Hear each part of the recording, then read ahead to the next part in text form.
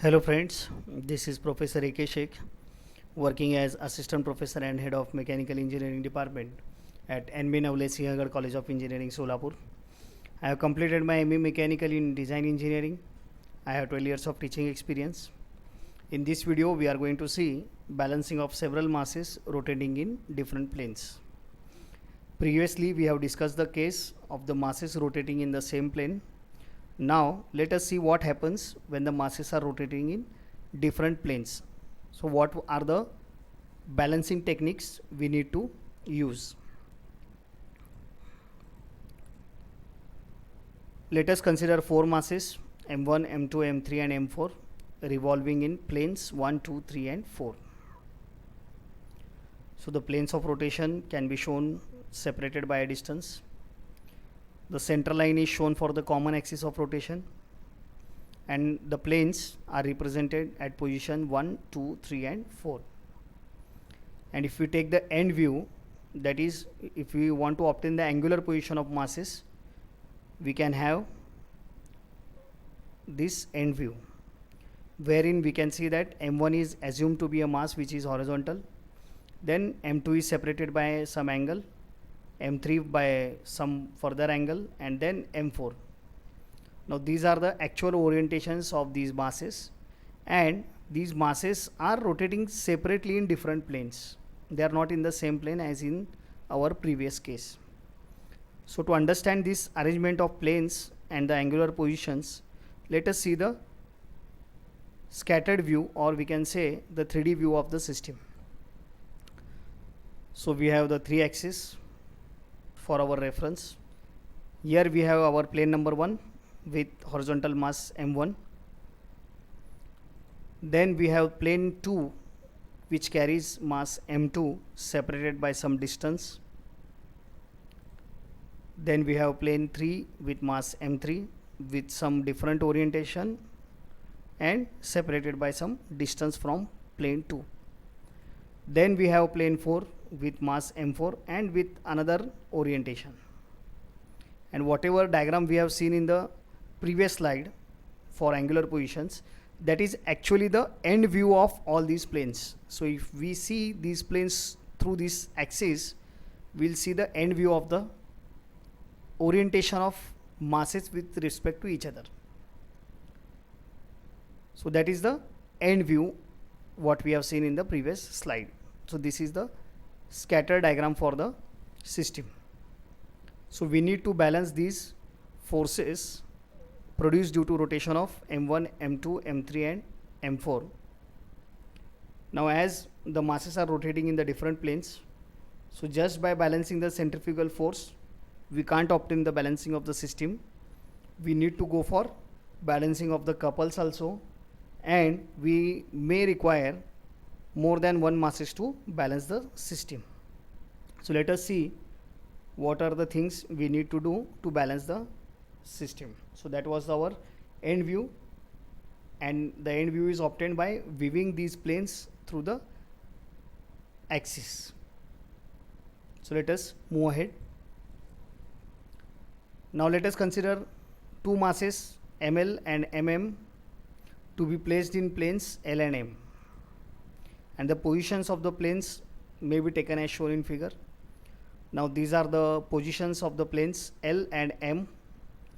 L is assumed to be between 1 and 2, M is assumed to be between 3 and 4, and we can see a new notation, that is RP, which is our reference plane. So here we consider this plane L as the reference plane which carries mass ml, and the planes on the right side of the reference plane are considered to be having positive distances from plane L, that is our reference plane, and the planes which are on the left side, that will be considered to have negative distance from the reference plane. So here the mass 1 will have the distance equal to minus L1 as per our sign convention, and the masses 2, 3, M and 4 which are on the right side, they will have the plus L2 plus L3 plus LM and plus L4, that is positive distances from the reference plane.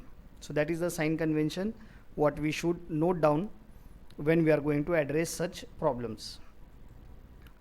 So here plane L is taken to be reference plane. Distances from the masses on the right side of the reference plane are taken as positive, whereas distances for the masses on the left side of the reference plane are taken as negative. Now, in order to have a complete balance of the several revolving masses in different planes, the following two conditions must be satisfied. Number one, forces in the reference plane must balance, that is the resultant force must be 0. Couples about reference plane must balance, that is the resultant couples acting about the reference plane must be 0, or indirectly the force polygon should close as well as the couple polygon should also close. So in our previous case where we had the masses rotating in the same plane, we needed to solve only for the force polygon. Now for the masses rotating in different planes, we need to take into consideration the couples acting in the system. So let us go for the further steps. To understand this arrangement of plane L and M, again we go back to our isometric view or 3D view. So this was our previous arrangement, planes 1, 2, 3, 4 carrying masses M1, M2, M3 and M4. Now we are placing the mass L in the plane L and then mass M in the plane M. Right now we don't know the magnitude and orientation of these masses ML and MM. So we just know the location of the planes and we need to find out the magnitude and direction of these masses so that they balance the system and bring the force polygon to close as well as the couple polygon to close. So let us move ahead now and tabulate the system associated parameters. Now this diagram will be required again for the calculation purpose. So we have this table now in which we have the plane which we are considering. Then we have the mass with respect to this plane, radius of rotation of the mass in that particular plane, then centrifugal force which is the product of mass and radius, distance from the reference plane, and then the couple divided by omega square, that is mr into L. So actually the couple is mr omega square multiplied by L. So omega is common to all, as we did for the centrifugal force we are also doing for the couple dividing by omega square. Therefore the couple will be given as product of mass, radius and distance of the plane from the reference plane. So let us proceed. So we have these planes in sequence 1, L, 2, 3, M and 4. Masses M1, ML, M2, M3, MM and M4. Radii of rotation R1, RL, R2, R3, RM and R4. And now the centrifugal force for the first mass will be M1 R1, second mass in sequence ML RL, M2 R2, M3 R3, MM RM and then M4 R4. These are the centrifugal forces that is equal to product of mass and radius. Further, the distances from reference plane, we need to follow the sign convention here. So the distance of mass 1 from the reference plane L will be considered as negative because the mass 1 is on the left side of the reference plane. So it will be minus L1. Further, distance of mass L from the reference plane is 0. Then we have distance L2 on the right side which is positive, L3 for M3, then Lm for mass M and L4 for mass 4. Similarly, we have the couple, that is M into R into L, as minus M1 R1 L1 for the first mass, For mass L it will be 0 as the distance is 0 here. Next for mass 2 it will be M2 R2 L2. For mass 3 it will be M3 R3 L3. For mass M it will be MM RM LM, and for mass 4 it will be M4 R4 L4. So this is the table of the different parameters associated with the system under consideration. So there are different planes, different masses, their radii of rotation, their centrifugal forces, distances of the planes from the reference plane, and the couples acting with reference to the reference plane. So let us use this data to find out the unknown parameters. So the unknown parameters here are the magnitude of the balancing masses M and L. So let us first go with the couple polygon, as it has only one unknown, that is mass M. So we will solve first the couple polygon. So we need to again choose a suitable scale to draw the couple polygon. We need the space diagram, the angular positions, so that we can take the proper directions for the couple diagram. We need the positions of the planes to understand the directions of the couple, as we have negative and positive sign conventions for left and right hand respectively. So here the couple vectors are drawn radially outwards for the masses on one side of the reference plane. So in our case, masses on the right side will be considered as positive, and radially inwards for the masses on the other side of the reference plane. So the masses which are on the left side, we are going to consider them as negative, and the direction will be considered as radially inwards. So let us understand this consideration one by one. So mass M1 is on the left side of the reference plane. Therefore, the couple will act opposite to the direction of centrifugal force. The direction of centrifugal force is radially outwards. The couple for M1 will act radially inwards, that is, it will act in the left direction, because this is on the left side of the reference plane L. Mass M1 is on the left side of reference plane L. Therefore, the couple will follow left direction. So the couple will start with our point O dash. It will go up to A dash. O dash, A dash is the vector drawn to represent the couple due to this force of M1, and it shall follow opposite direction to that of the centrifugal force. Centrifugal force is acting to the right direction. This couple will act in the left direction, because again we are repeatedly discussing this, because this plane 1 is on the left side of reference plane. Therefore, the couple for M1 should be considered in opposite direction to that of centrifugal force. M2 is on the right side. Therefore, the couple shall follow the direction of centrifugal force Fc2, that is, it is going radially outwards parallel to this radius. So the vector for C2 will be parallel to R2 and going upwards in the direction of Fc2.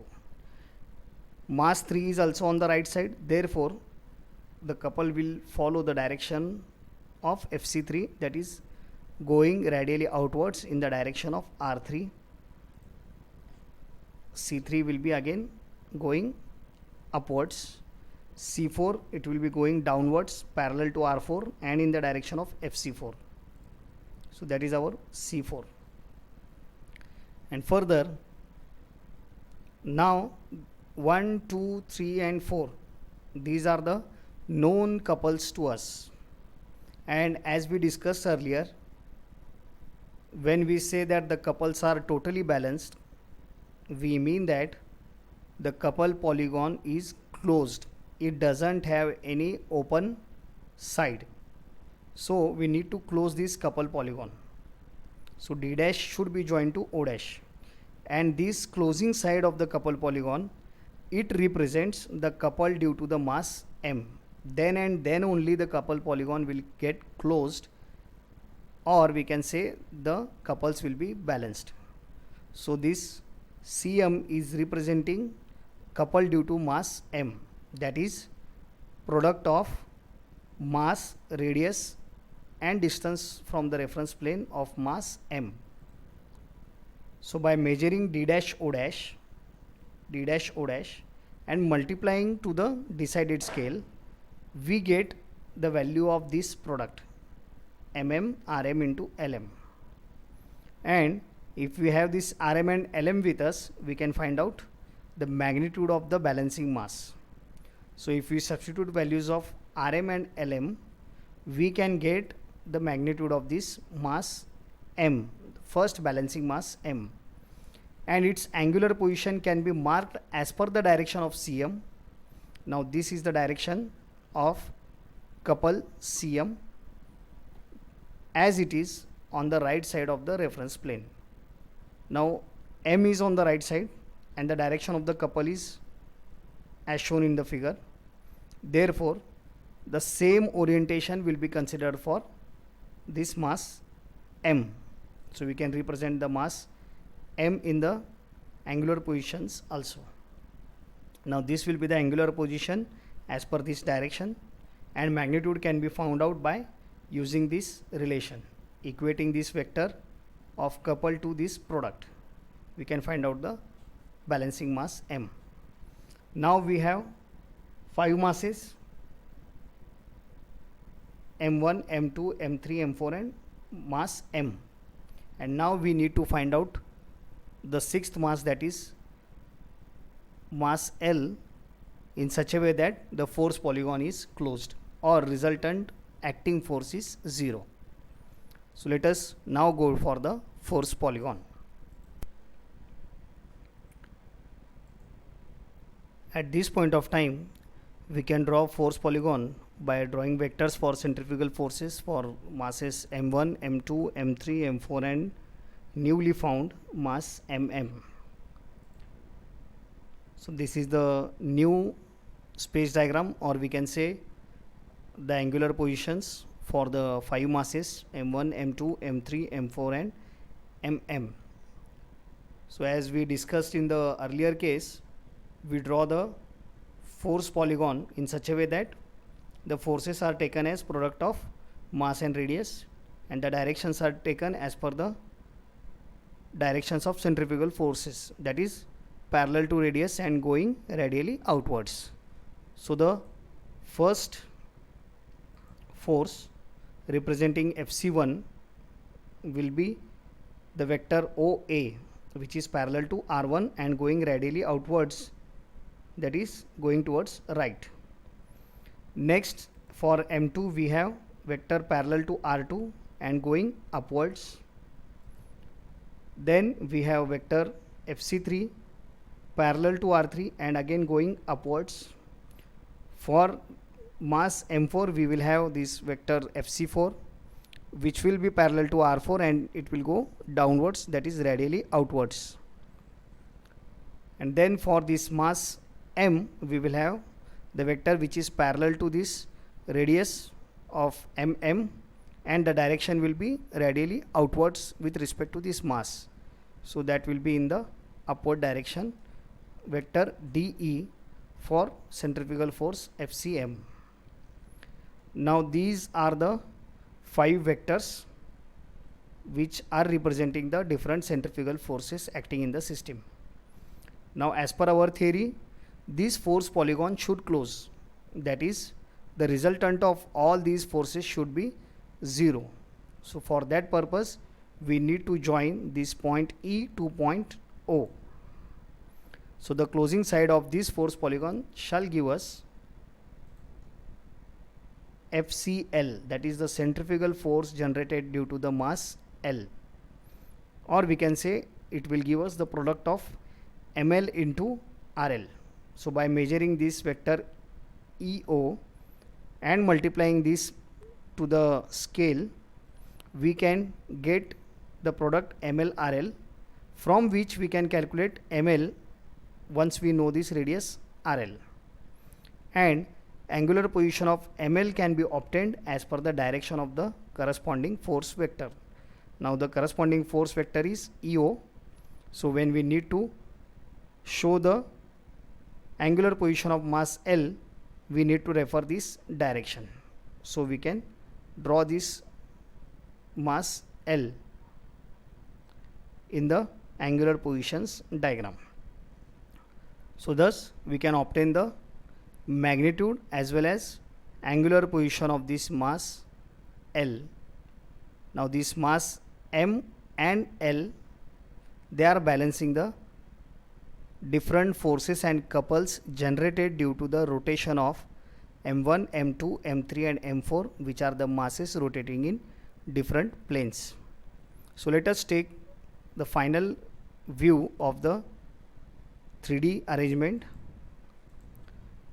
So previously we had this arrangement 1, 2, 3 and 4 were the planes where the masses M1, M2, M3 and M4 respectively they were rotating, and now we had the reference planes added, plane L and plane M, and as per our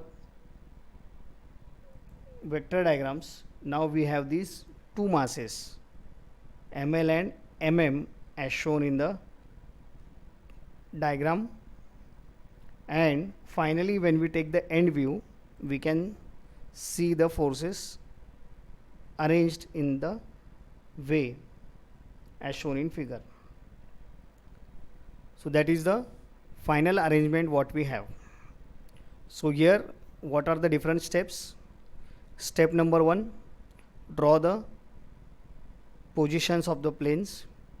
Step number 2, draw the angular positions of the masses. Step number 3, consider two masses for balancing which have rotation in different planes. Then consider one plane as a reference plane and find out the other mass by going for couple polygon. After getting the first mass which balances the system, we can go for the force polygon and find out the second balancing mass. So we can find out the magnitude as well as the angular position of the masses and the location of their planes, and thus the system will be completely balanced under the action of these masses M1, M2, M3, M4 and ML with MM.